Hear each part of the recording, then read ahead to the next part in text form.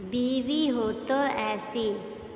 सरिता के पति Ramesh private company में नौकरी करते थे। वह अपने किसी न किसी अफसर को दावत पर बुलाते रहते और उनकी जी तोड़ कोशिश रहती कि उन्हें खुश रखें ताकि उनका प्रमोशन हो सके। उसी कड़ी में आज फिर रमेश ने अपने अफसर को दावत पर बुलाया। इसलिए सुबह से ही सरिता तैयारी में लगी थी। आज का दिन रविवार का था तो पति रमेश भी घर पर ही थे। बड़ी बारीकी से घर के हर कोने को देख रहे थे, क्योंकि अफसर के साथ उनकी अफसर पत्नी भी आ रही थी। विशेष बात यह थी कि वह भी किसी न किसी दूसरी ऑफिस में अफसर थी। बारीकी से घर के कोनों को देखते हुए जैसे ही उनकी नज़र स्टोर के कोने में पड़े अस्त व्यस्त सामान पर पड़ी, जोर से आवाज़ लगाई, सरिता सरिता। किचन से पसीना पोंछती हुई सरिता आई तो बरस पड़े। देखो सरिता, सामान कैसे अस्त व्यस्त पड़ा है। उन्हें अपना घर दिखाऊंगा तो कितना बुरा लगेगा। ना जाने तुम सारा दिन क्या करती हो। और हाँ, माँ के पलंग के पास उनकी दवाइयाँ और सामान भी बेतरतीब पड़ा है, उसे भी देख लेना। सरिता ने कहा, किचन का काम करके देखती हूँ। वैसे माँ की दवाइयाँ तो उनके पास ही रहेंगी, उन्हें बार बार चाहिए होती है। रमेश ने फिर रोब झाड़ा, लेकिन उन्हें ढंग से रखो और माँ को भी बता देना। आज अफसर के साथ उनकी बीवी भी आएगी, वह भी अफसर है। सरिता रमेश की बात सुन वापस किचन में चली गई तो पीछे पीछे रमेश जी पहुंच गए और बोले, सुनो, माँ कह रही थी कि तुम दाल की पकौड़ी बहुत अच्छी बनाती हो, तो साथ में ज़रा वह भी बना देना, वैरायटी हो जाएगी। सरिता सोच रही थी कि वैसे ही रमेश जी ने मीनू अच्छा खासा तैयार कर दे रखा है, अब पकोड़े। लेकिन रमेश जी की फरमाइश को दरकिनार करना उनकी आदत में नहीं था, तो जल्दी से दाल भिगो दी। तभी उनकी बेटी मोनू किचन में आई, बोली, वाह मम्मी, आज फिर पापा के अफसर की दावत है, अपनी तो मौज हो गई। आप तरह तरह की वैरायटी बनाओगी। चलो मैं भी थोड़ी हेल्प कर देती हूँ। दोनों तैयारी में लग गई। शाम 6 बजे तक घर और खाना तैयार था। अब अफसर और उनकी बीवी का इंतज़ार था। रमेश जी सफ़ेद कुर्ता पायजामा पहने तैयार थे। तभी उनकी नज़र सरिता पर पड़ी। बोले, ढंग की साड़ी पहन लो, काम वाली बाई नज़र आ रही हो। सरिता का मन ये बात सुनकर कूद गया, क्योंकि सरिता ने अपने मन से साड़ी अच्छी ही पहनी थी और वह प्रेस भी थी। लेकिन चलो दूसरी पहन लेती हूँ।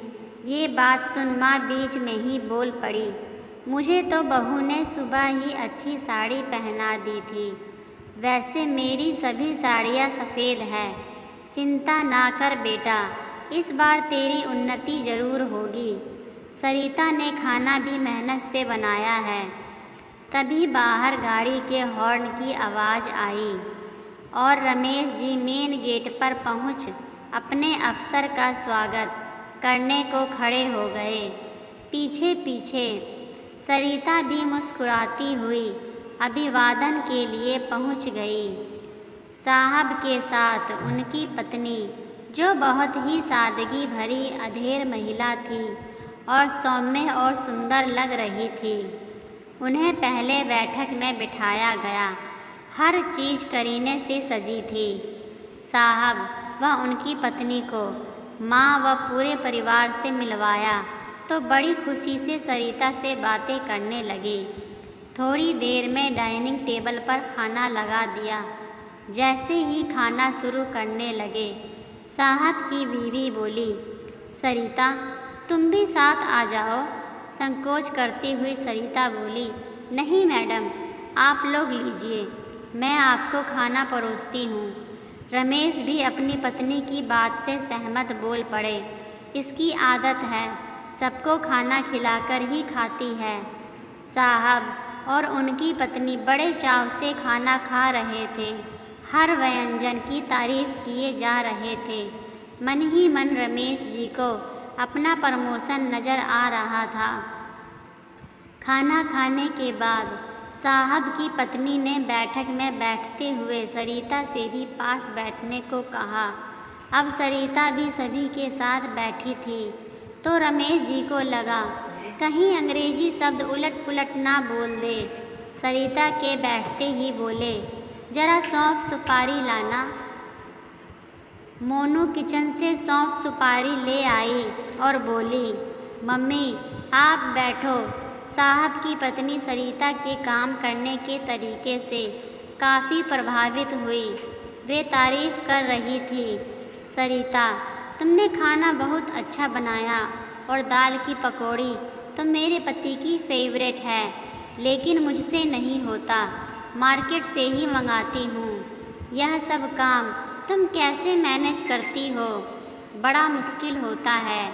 शादी के बाद 2-3 साल तक मेरी भी कोई जॉब नहीं थी, तब मैंने घर संभाला था। मुझे पता है बड़ी मुश्किल होती है। वास्तव में तो तुम हाउसवाइफ नहीं, होम मेकर हो। घर भी तुमने कितनी खूबसूरती से सजाया है। हर कोना तुम्हारे घर के प्रति समर्पण को दर्शाता है। तभी रमेश जी के अफसर बोल पड़े, अरे भाई रमेश, बीवी हो तो ऐसी, अपनी बीवी से ही सीख लो। अपने ऑफिस की टेबल तक मैनेज नहीं कर पाते, तुम तो इन्होंने पूरा घर मैनेज कर रखा है। उनकी बात सुन रमेश जी क्या कहते, खिसियाई हंसी में हंस पड़े। बोले, सही कहा साहब, बीवी हो तो ऐसी। दूसरे दिन ऑफिस से आते हुए रमेश जी मिठाई का डब्बा लेकर घर आए। आज उनका ऑफिस में प्रमोशन हुआ था, साथ में 2000 का बोनस भी था। खुशी से रमेश जी ने भगवान को भोग लगाकर लड्डू हाथ में लिए। सरिता को आवाज़ लगाई और सरिता कुछ पूछती उससे पहले ही सरिता को लड्डू खिलाकर आज खुशी से बोल पड़े, तुम तो वास्तव में होम मेकर हो। साहब की बीवी सही कहती थी और साहब ने भी सही कहा, बीवी हो तो ऐसी। आज रमेश जी के मन से बात निकली थी, जिसे सुन सरिता, माँ व मोनू एक दूसरे को खुशी से देख रहे थे। आज बरसों बाद अफसरों को दी गई दावतों की मेहनत सफल हो गई थी। दोस्तों, यह कहानी आपको कैसी लगी कमेंट बॉक्स में ज़रूर बताना। अगर अच्छी लगी है तो लाइक ज़रूर करना और हमारे चैनल पर नए आए हो तो इसे सब्सक्राइब ज़रूर करना और ज़्यादा से ज़्यादा शेयर करना। धन्यवाद।